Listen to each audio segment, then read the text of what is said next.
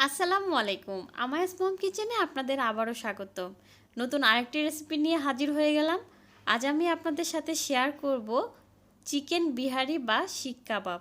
তো সামনেই যেহেতু ঈদ আর রমজান মাস চলছে, তো আমরা বিভিন্ন রকম খাবারের ট্রাই করে থাকি। তো এই কাবাবটি কিন্তু আপনারা ট্রাই করতে পারেন। তো চলুন চলে যাই এর প্রস্তুত প্রণালীতে।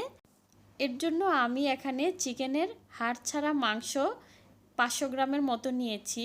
তো আপনারা চাইলে বেশি বা কম নিতে পারেন। তো আমি মাংসগুলোকে এইভাবে ছোট ছোট টুকরো করে কেটেছি।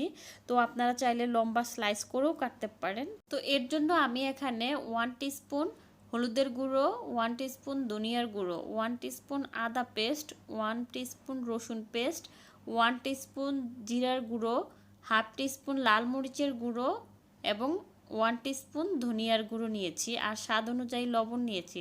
ঝালটা আমি একটু কম বললাম, বাট আপনারা চাইলে কিন্তু ঝালটা এখানে বেশি ইউজ করতে পারেন। তো আর লাগবে সরিষার তেল, অবশ্যই এটার মধ্যে সরিষার তেল ইউজ করবেন। আর আমি একটা পেস্ট করে নিয়েছি, সেটা হচ্ছে আমি পেঁয়াজ বেরেস্তা করে টক দইয়ের সাথে পেস্ট করে সেখান থেকে 1/4 কাপ নিয়েছি। তো এটাই হচ্ছে সেই পেস্ট, আর এটা কিন্তু অবশ্যই আপনার এই কাবাবের মধ্যে ইউজ করতে হবে। তো এখন আমি সবগুলো উপকরণ একসাথে মিশিয়ে নেব। তো প্রথমে আমি যেটা করব, আমি মশলাগুলোকে একসাথে মিশিয়ে নিচ্ছি। তারপরে এর মধ্যে আমি দিয়ে দিব এই টক দই এবং পেঁয়াজ বেরেস্তার যে পেস্টটা করে রেখেছি, সেই পেস্টটাও আমি এই মশলার মধ্যে দিয়ে দিব। এখন এটা আমি এখানে দিয়ে দিচ্ছি।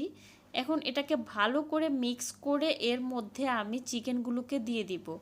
আর অবশ্যই এই ম্যারিনেশনের মধ্যে কিন্তু কাবাবের অনেকটাই টেস্ট নির্ভর করে। তো এই ম্যারিনেশনটা কিন্তু অবশ্যই ভালো করে করতে হবে, কারণ আমি এটা হাত দিয়েই করছি, কারণ হাত দিয়ে করলেই এটা বেটার। চামচ দিয়ে আসলে মশলাটা ওইভাবে মেশানো যায় না। তো আমি হাত দিয়ে ভালো করে এটাকে মাখিয়ে নিয়ে এর মধ্যে আমি দিয়ে দিলাম 2 টেবিল চামচের মতো সরিষার তেল। তো এটাও দিয়ে আমি ভালো করে এটাকে মিক্স করে নিচ্ছি। এখন আমি একটা র্যাপিং পেপার দিয়ে এটাকে র্যাপ করে রেখে দিব 1 ঘন্টার জন্য। তো আপনারা চাইলে একটা ঢাকনা দিয়েও এটা ঢেকে রাখতে পারেন।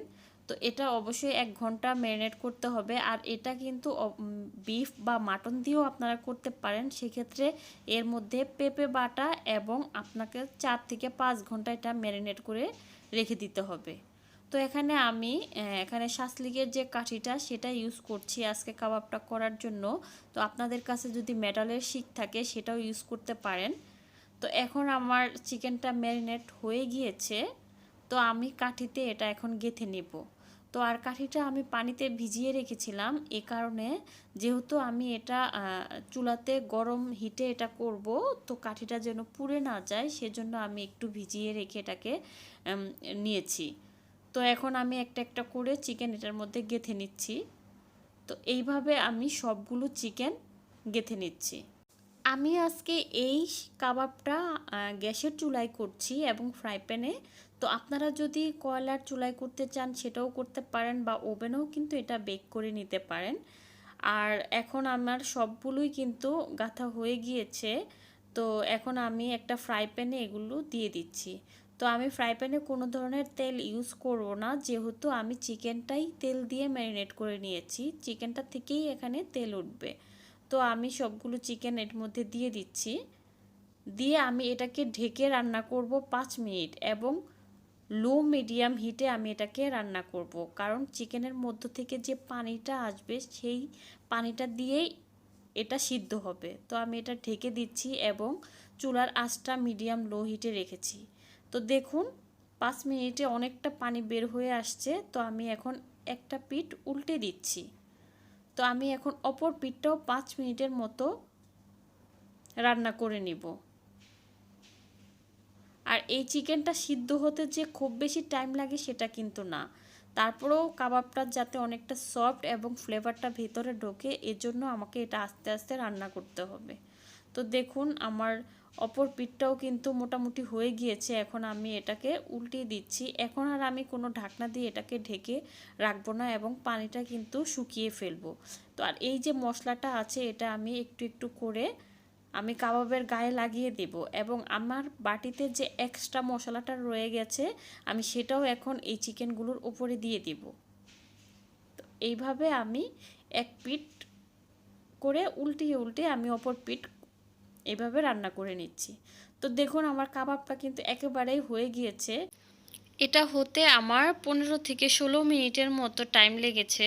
চতুর্দিকে যে পোড়া অংশটা আছে এখন আমি কাবাবগুলো উঠিয়ে এই পোড়া অংশগুলো উঠিয়ে নিব। তো দেখুন এখন উঠিয়ে এর মধ্যে আমি যেটা করব, তো কয়লার যে একটা স্মোকি ফ্লেভার যাতে কাবাবের মধ্যে থাকে তার জন্য আমি একটা বাটিতে একটু কয়লা গরম করে নিয়েছি। তো এখন এর মধ্যে আমি একটু ঘি দিয়ে দিব, যার ফলে এর মধ্যে কিন্তু একটা ধোঁয়ার ক্রিয়েট হবে এবং আমি তৎক্ষণাৎই কিন্তু ঢাকনা দিয়ে এটা ঢেকে রাখবো। তো এর ফলে কাবাবের মধ্যে যে একটা স্মোকি ফ্লেভার বা কাবাবের যে একটা ফ্লেভার সেটা কিন্তু চলে আসবে এবং কাবাবটার মধ্যে কিন্তু খুবই সুন্দর একটা ফ্লেভার আসবে। তো এই প্রক্রিয়া কিন্তু আপনারা 1 থেকে 2 বার করতে পারেন। তো আপনারা যখন সার্ভ করবেন ঠিক তার আগে আপনারা ঢাকনা খুলে কাবাবগুলো নিয়ে সার্ভ করতে পারেন।